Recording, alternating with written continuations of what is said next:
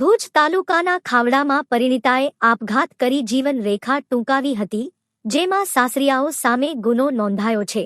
આ બાબતે ફરિયાદીએ ખાવડા પોલીસમાં ગુનો નોંધાવતા જણાવ્યું કે આરોપી પતિ, સસરા, સાસુ અને દિયરે ત્રાસ આપતા આ બનાવ બન્યો હતો। ફરિયાદીની 20 વર્ષીય દીકરીના લગ્ન 1 વર્ષ પહેલા થયા હતા। મળતી વિગતો અનુસાર થોડા સમયથી સાસરિયાઓ ત્રાસ આપી મારકૂટ કરતા હતા। 26 મીટર તારીખે દીકરીએ ફાંસો ખાઈ આપઘાત કર્યો હતો। આરોપી તેને પોતાના વતન ધોળાવીરા લઈ ગયા હતા। હાર્ટ એટેકથી યુવતીનું મોત થયાનું સાસરિયાઓએ જણાવ્યું। જો કે પરિવારને શંકા જતા ભુજની જીત કે જનરલ હોસ્પિટલમાં પીએમ કરવામાં આવ્યું હતું, જેમાં ફાંસો ખાવાથી મોત થયાનું સામે આવતા ખાવડા પોલીસે સાસરિયાઓ સામે મરવા માટે મજબૂર કરવાની કલમો હેઠળ ગુનો દાખલ કરી આગળની તપાસ હાથ ધરી છે।